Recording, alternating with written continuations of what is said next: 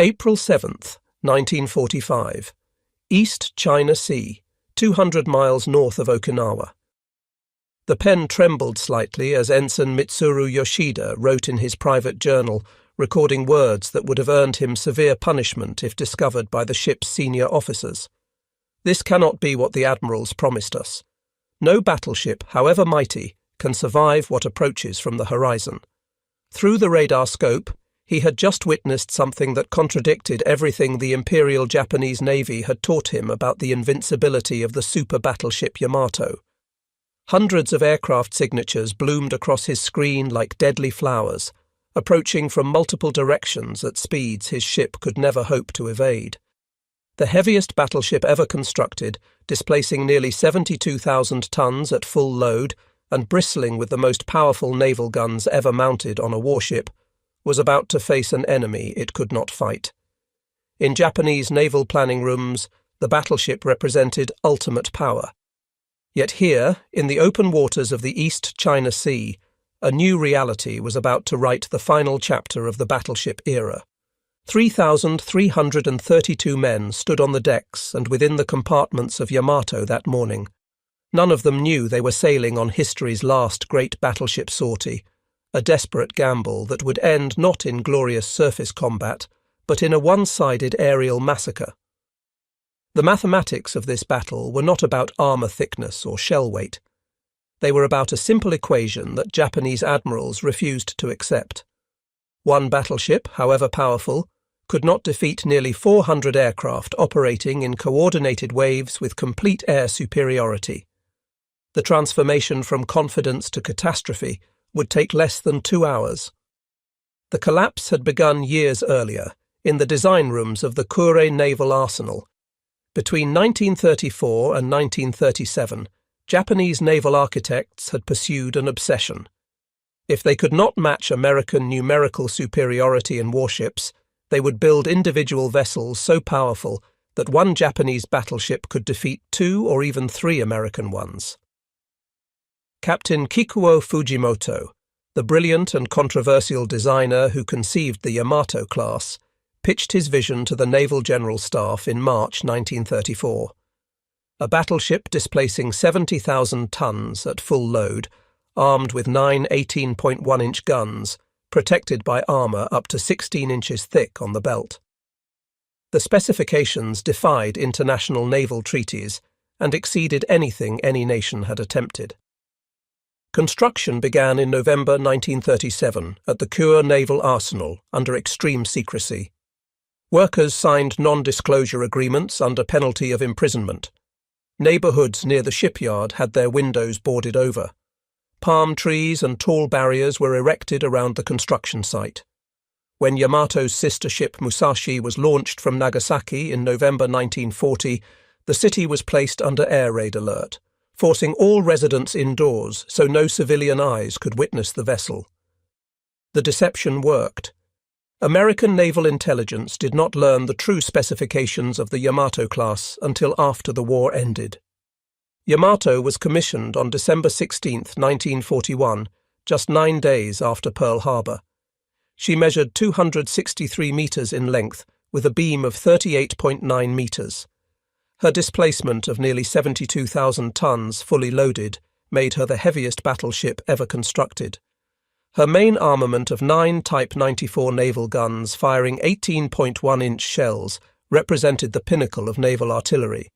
Each gun barrel was 21.13 metres long and weighed 147.3 metric tons.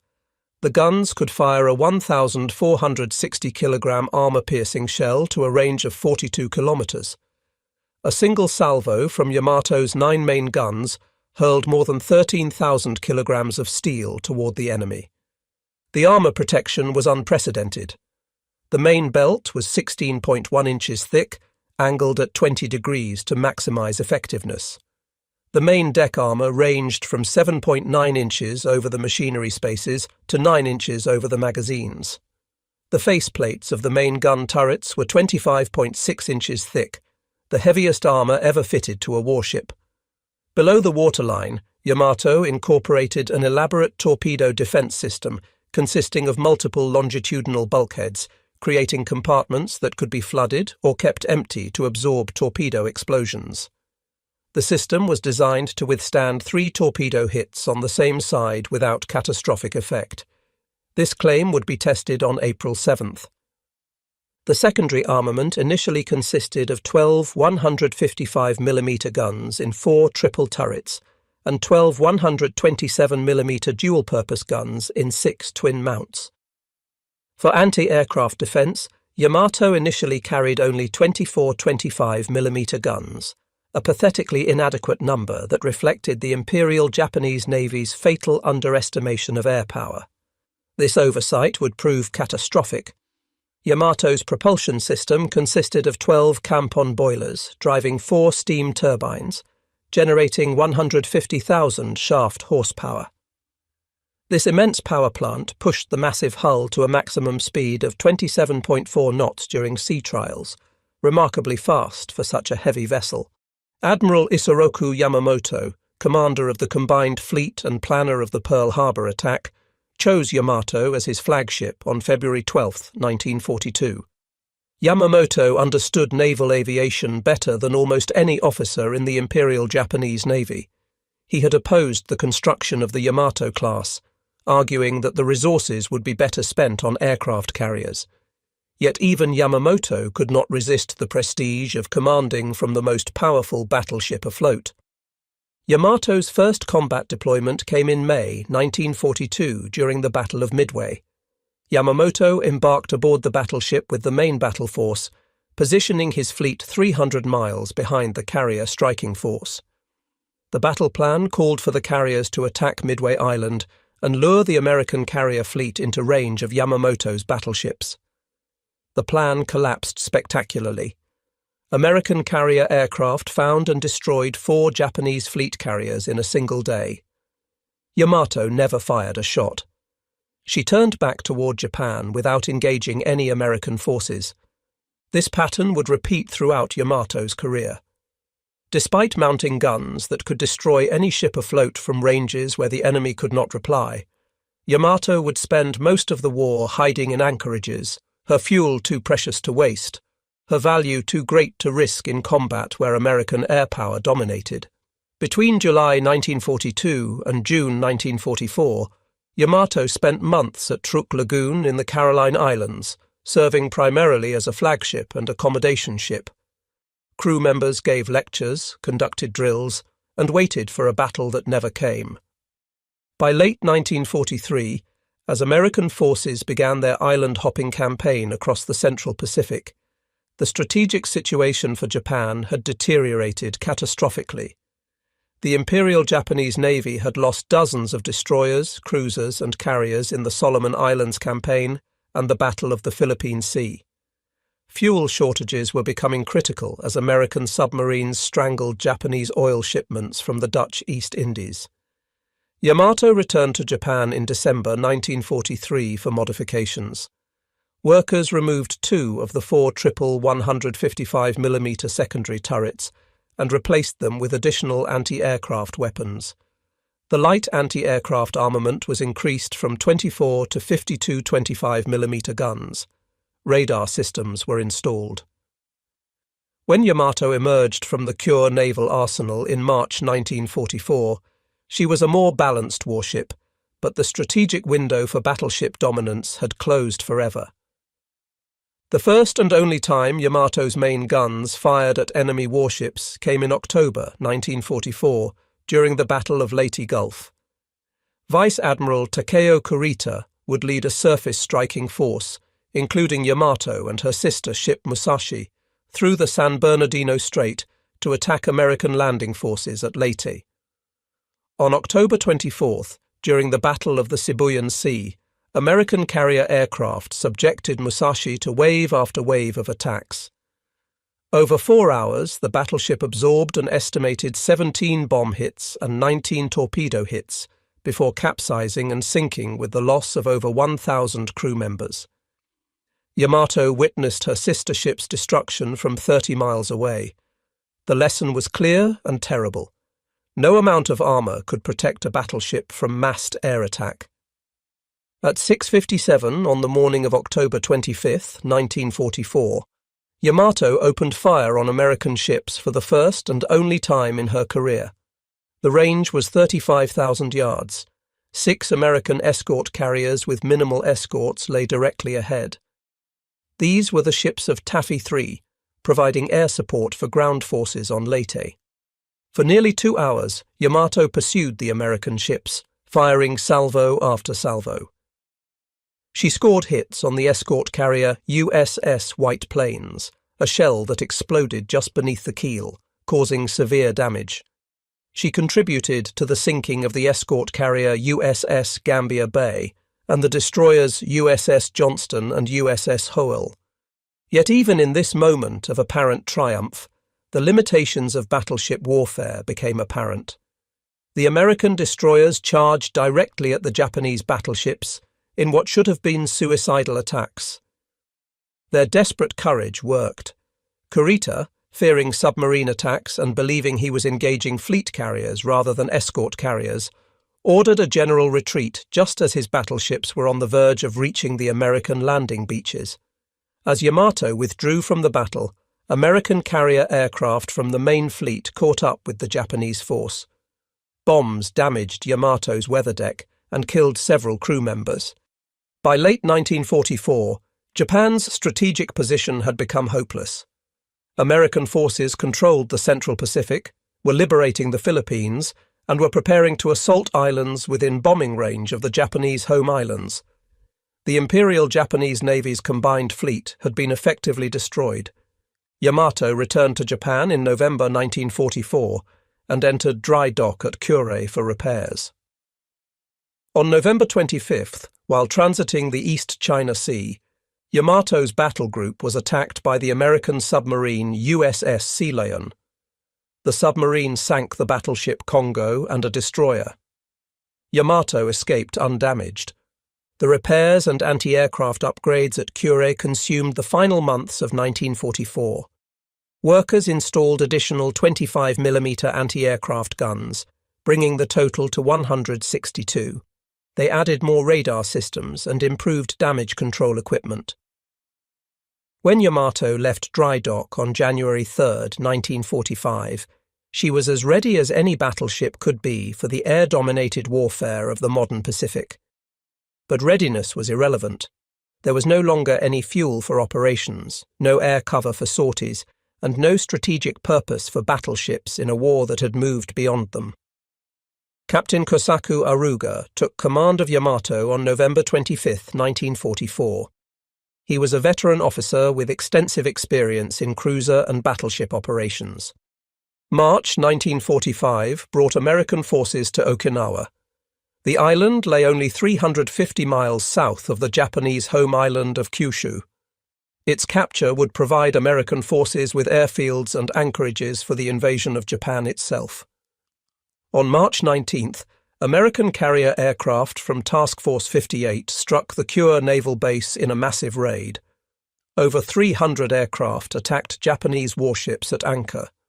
Yamato was hit by one bomb on her bridge structure and suffered damage from near misses. 5 crew members were killed and several dozen wounded. American forces invaded Okinawa on April 1, 1945. The landings were virtually unopposed, as Japanese forces withdrew to prepared defensive positions in the island's rugged interior. During a conference in Tokyo in March 1945, Emperor Hirohito was briefed on plans for Okinawa's defense. The army explained extensive preparations for ground defense and massive kamikaze air attacks. The emperor reportedly asked a question that would seal Yamato's fate. But what about the Navy? What are they doing to assist in defending Okinawa? Have we no more ships? The Navy's senior leadership, already humiliated by years of defeat and their inability to prevent American forces from approaching the home islands, felt compelled to demonstrate that the Navy still existed, still had fighting spirit. Admiral Soemu Toyoda, Commander-in-Chief of the Combined Fleet, ordered his staff to develop an operation using the Navy's few remaining surface ships. The resulting plan was called Tengo, Heaven No. 1. Yamato, the light cruiser Yahagi, and 8 destroyers would sortie from the inland sea, transit through the East China Sea, and attack American forces at Okinawa. The ships would fight their way through American naval defences, beach themselves on Okinawa's shores, and use their guns as immobile coastal artillery until destroyed. Any surviving crew would go ashore to fight alongside the army garrison until killed. The plan was presented to Vice Admiral Seiichi Ito, commander of the Second Fleet, on April 5th. Ito's reaction was reportedly furious. He called the operation a meaningless sacrifice of ships and men that would accomplish nothing except propaganda value. He pointed out the obvious flaws. The force would have no air cover beyond the first few hours. American submarines and reconnaissance aircraft would detect the sortie immediately. American carrier task forces would intercept long before the Japanese ships reached Okinawa. The force lacked sufficient fuel even to return to Japan. Ito refused to order the operation initially. The argument continued into the night of April 5th. Staff officers from Tokyo explained that the order came from the highest levels. Ito eventually relented, though he reportedly said the operation was a waste that would achieve nothing except adding to the casualty lists. At 1600 hours on April 6th, Yamato departed the Tokuyama oil depot for the last time. The battleship had been given fuel for a one-way trip to Okinawa. Yahagi and 8 destroyers accompanied Yamato. The total force comprised approximately 3,000 Japanese sailors. Before departure, crews were assembled and informed of the mission's nature. Any man could request to remain behind without shame. None did. Approximately 67 junior officer candidates and some sick or injured crew members were ordered off the ships to preserve trained personnel. The force passed through the Bungo Strait between Kyushu and Shikoku shortly after midnight on April 7th. American submarines USS Threadfin and USS Hackleback were waiting, positioned based on intelligence intercepts that had revealed Operation Tengo's details days before execution. The submarines tracked the Japanese force throughout the night, transmitting regular position reports. The Japanese detected the submarines and knew they were being followed, but could do nothing to prevent it. As dawn broke on April 7th, the Japanese force passed the Osumi Peninsula and entered the open waters of the East China Sea. They formed a defensive circle with Yahagi in the lead, Yamato in the centre, and the 8 destroyers arrayed in a ring with 1,500 metres between each ship. Speed was increased to 20 knots. At 0600, 6 Mitsubishi A6M0 fighters arrived to provide combat air patrol. This token force represented the entirety of Japanese air cover. The pilots had been told to remain until 1000 hours, then return to base. After that, Yamato would face American air power alone. The morning was overcast with low clouds at 3,000 feet and intermittent rain squalls. Visibility varied from excellent to nearly zero. American reconnaissance aircraft first detected the Japanese force at 0823. An F-6F Hellcat from the carrier USS Essex spotted Yamato's unmistakable silhouette through a break in the clouds. The pilot transmitted a contact report that was received by Task Force 58 within minutes. Vice Admiral Mark Mitcher commanded Task Force 58 from his flagship, the carrier USS Bunker Hill. Task Force 58 consisted of 16 aircraft carriers, 8 fast battleships, 15 cruisers, and over 60 destroyers, with a total air complement exceeding 1,000 aircraft. Mitcher had been expecting Yamato. American intelligence had intercepted and decoded Japanese communications regarding Operation Tengo. Upon receiving confirmation that Yamato was at sea, Mitcher immediately began preparing a massive airstrike. Admiral Raymond Spruance, commander of the Fifth Fleet, initially ordered his battleship force under Rear Admiral Morton Deo to intercept Yamato. 6 modern battleships, including USS Missouri and USS Wisconsin, began positioning to meet the Japanese force in a surface action. Mitcher preempted the battleship engagement by launching his aircraft without waiting for Spruance's approval. He understood that carrier aircraft could destroy Yamato more efficiently and with less risk than a surface engagement. Spruance accepted Mitchell's decision. Task groups 58.1 and 58.3 began launching aircraft at 1000 hours. The carriers USS Hornet, USS Bennington, USS Belleau Wood, USS San Jacinto, USS Essex, USS Bunker Hill, USS Hancock, and USS Bataan launched a total of 280 aircraft in the first wave. The strike force consisted of 132 F-6F Hellcat and F-4U Corsair fighters, 50 SB-2C Helldiver dive bombers, and 98 TBM Avenger torpedo bombers. 53 aircraft from USS Hancock launched 15 minutes late and failed to find the Japanese force in the poor weather, reducing the first wave to 227 aircraft. Task Group 58.4 launched a second wave of 110 aircraft 45 minutes after the first wave. This included aircraft from USS Yorktown, USS Intrepid, and USS Langley. In total, approximately 386 American aircraft were committed to the attack, though only about 280 actually engaged the Japanese force due to navigation difficulties in poor weather. Each Avenger carried a Mark 13 torpedo with a 600-pound Torpex warhead. Each Helldiver carried either 1,000-pound armor-piercing bombs or 1,000-pound general-purpose bombs, plus two 250-pound bombs. The fighters carried bombs or rockets in addition to their machine guns and cannon. At 10:14, Yamato's air search radar detected the first American reconnaissance aircraft. The 6 Japanese Zero fighters attempted to intercept but were hopelessly outnumbered. They managed to shoot down no American aircraft before withdrawing at 1000 hours as ordered. After 1000 hours, Yamato and her escorts faced the American strike force alone. At 1100 hours, American aircraft began circling the Japanese force just outside anti-aircraft range.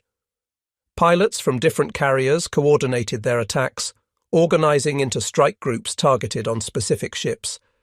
The coordination was methodical and professional, demonstrating the vast experience American naval aviators had accumulated over 3 years of Pacific combat. At 12:32, lookouts aboard Yamato sighted the first incoming strike. Captain Hara aboard Yahagi later described the sight as terrifying.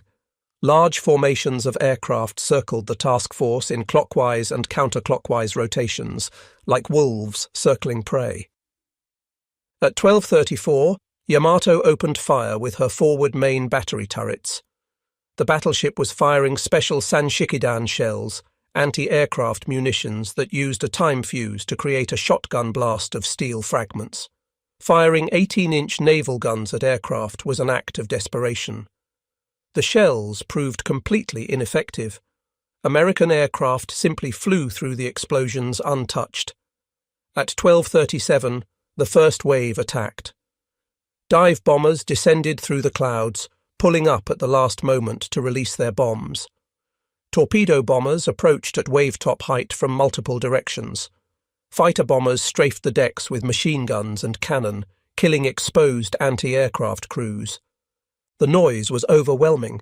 Yamato's 162 anti-aircraft guns fired continuously.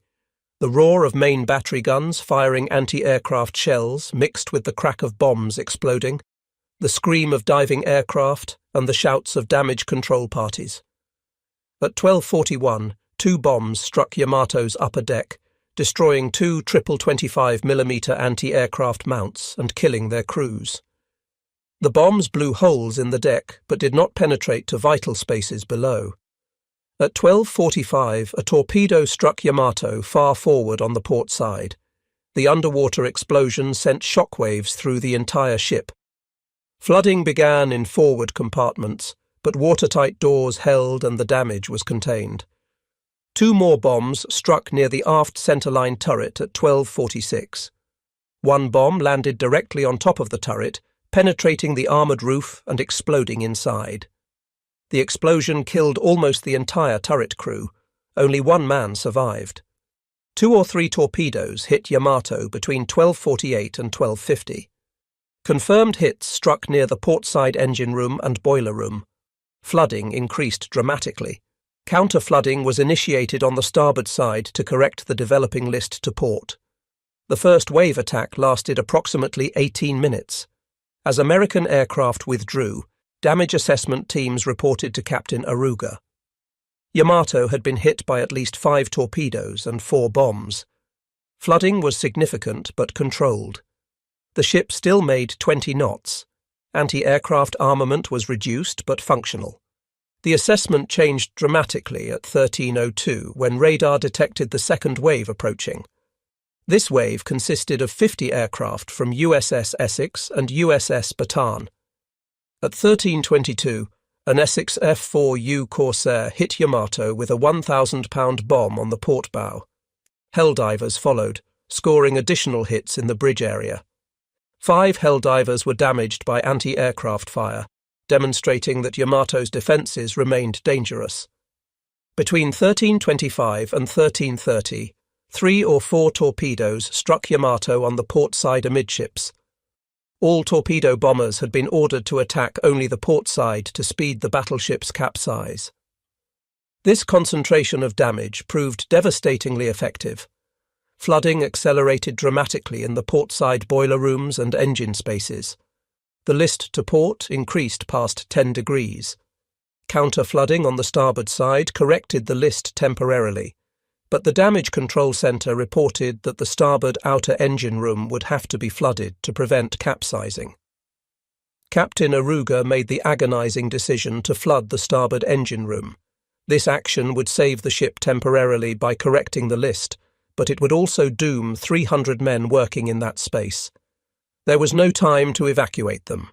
The valves were opened and seawater rushed in, drowning 300 sailors at their posts. At 13:33, the third wave arrived. 110 aircraft from USS Yorktown, USS Intrepid, and USS Langley commenced attacks. Yamato was already severely damaged, listing and slowing. She had become an easier target.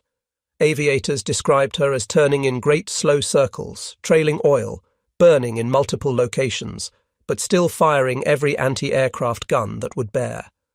Between 13:33 and 14:02, Yamato was struck by at least 4 more torpedoes and several additional bombs.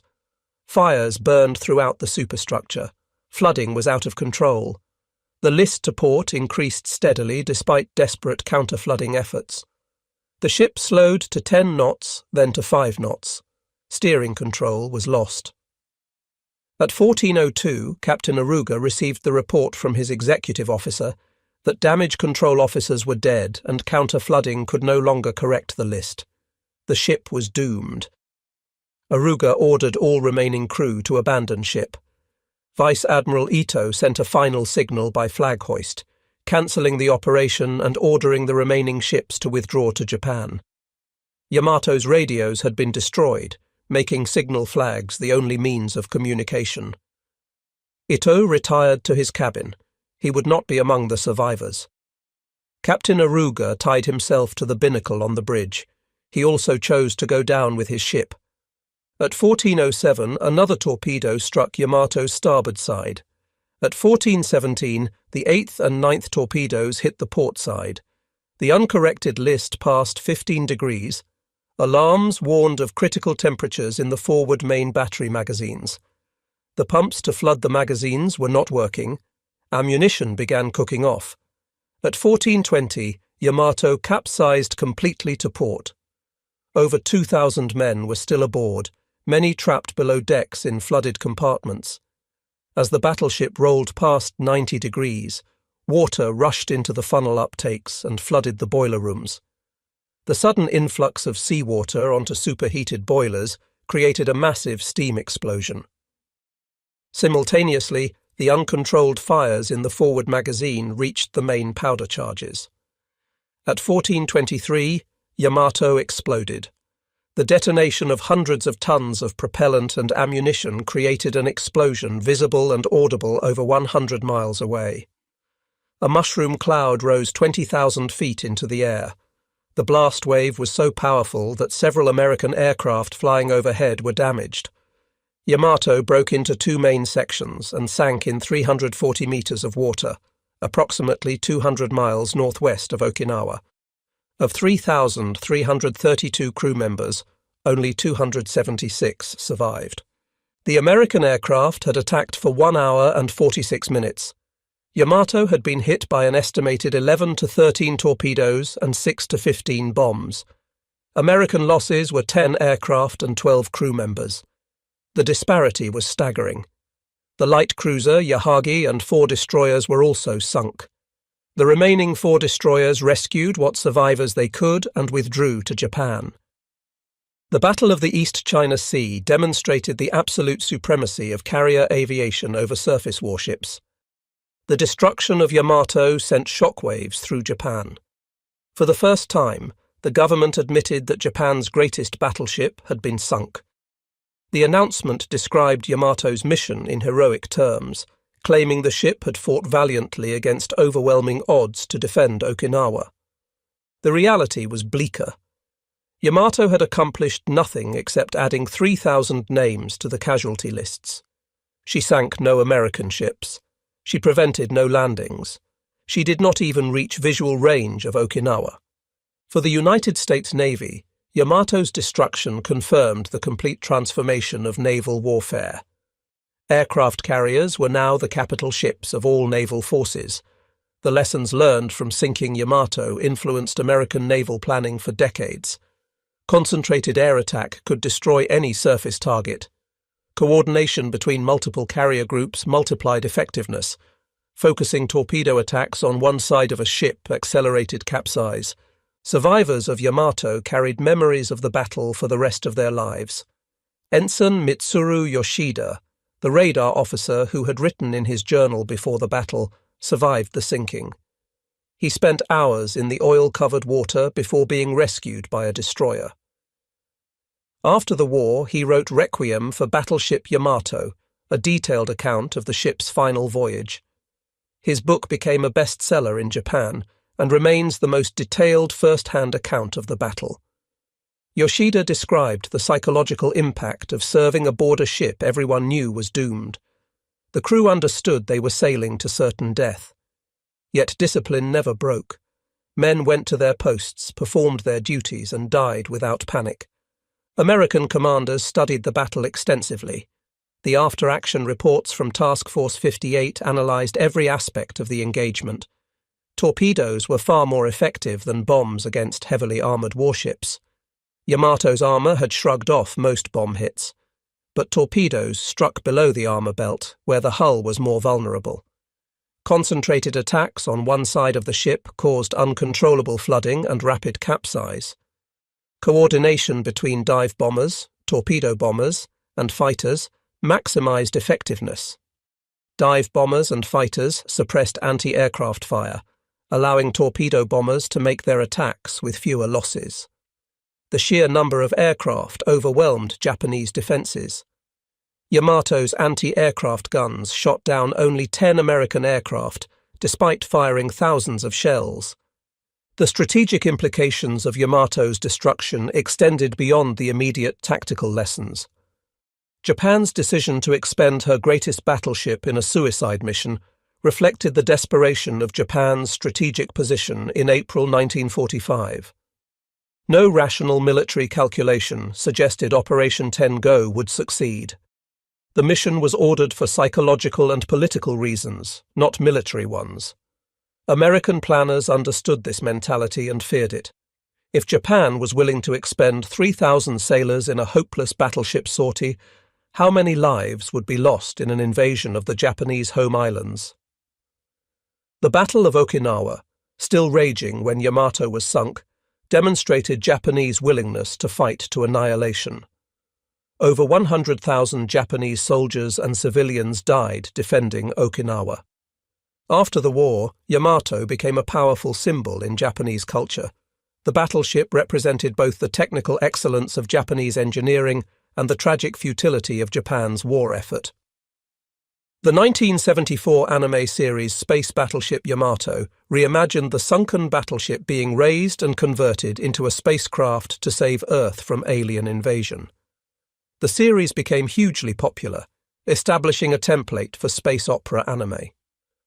The 2005 film Yamato told the story of the battleship's final voyage from multiple crew members' perspectives. The film earned over 5 billion yen at the box office.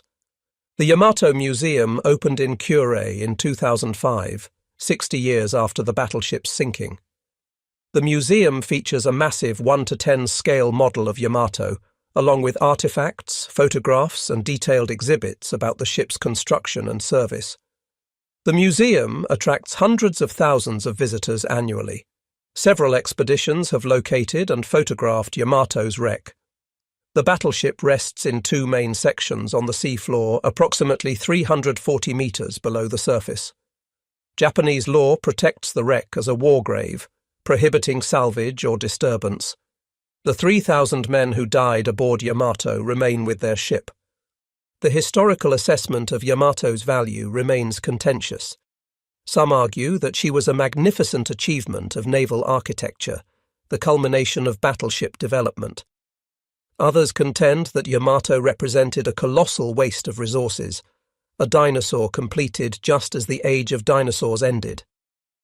Both perspectives contain truth. Yamato was superbly engineered and built. She incorporated revolutionary design features and represented the absolute peak of battleship construction. But she was also strategically obsolete before she was completed. The resources consumed by building Yamato and her sister Musashi were staggering. The steel used in both ships could have built approximately 45 destroyers or 6 large aircraft carriers. Japan desperately needed both throughout the war. The fuel oil consumed by Yamato during her brief career could have powered dozens of smaller warships on actual combat missions. The 3,000 crew members who died on April 7, 1945, represented invaluable trained naval personnel. From a strategic perspective, Yamato consumed enormous resources and achieved minimal results. Yet there is something undeniably impressive about Yamato's existence. She represented the limit of what was physically possible in battleship construction. Her guns remain the largest ever mounted on a warship. Her armour remains the thickest ever fitted to any vessel. Her displacement remains the record for battleships, a record that will never be broken because no nation will ever build battleships again. In this sense, Yamato achieved immortality not through combat effectiveness, but through being the definitive final statement of an entire class of warship. The American pilots who sank Yamato understood they were making history. They had destroyed the heaviest battleship ever built. Yet for most of them, it was just another mission in a long war. Several pilots wrote letters home mentioning the battle, describing the size of the battleship and the intensity of the anti-aircraft fire. But there was little celebration. By April 1945, American naval aviators were professionals conducting a job. Sinking Yamato was satisfying but not surprising. They had the training, the experience, the aircraft, and the numbers to destroy any ship afloat. This contrast between American professionalism and Japanese sacrifice characterized the Pacific War's final year. American forces approached combat with overwhelming material superiority and systematic tactical planning. Japanese forces, lacking resources and viable strategy, resorted to suicidal attacks intended to inflict maximum psychological impact while achieving minimal tactical results. Yamato's suicide mission fit this pattern perfectly. The mission was never expected to succeed militarily, but spirit without strategy is waste. Yamato's 3,000 dead did not slow the American advance by a single day. Okinawa fell. American aircraft began bombing the Japanese home islands with impunity. 4 months after Yamato sank, Japan surrendered unconditionally.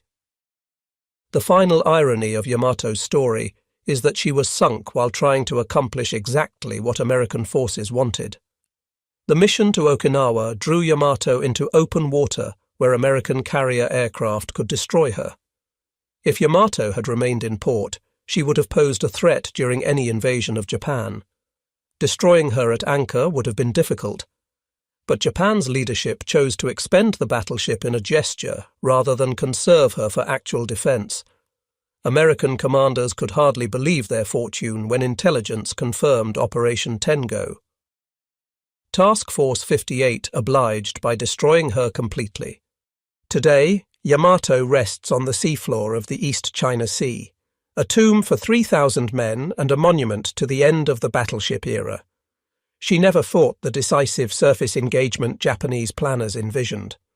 She never justified the enormous resources invested in her construction, yet she endures in memory because she represented the absolute limit of what human engineering could achieve within the constraints of battleship design. Japanese admirals boasted that Yamato was unsinkable, the greatest battleship ever built, invincible in surface combat. They were right about her being the most powerful battleship. But unsinkable, nearly 400 American aircraft and less than 2 hours of combat proved that claim catastrophically wrong. Yamato sank because the nature of naval warfare had fundamentally changed. No battleship, however powerful, could survive in an environment where the enemy commanded the air. The age of the battleship died with Yamato on April 7, 1945. What replaced it was the age of the aircraft carrier, and in that competition Japan had already lost.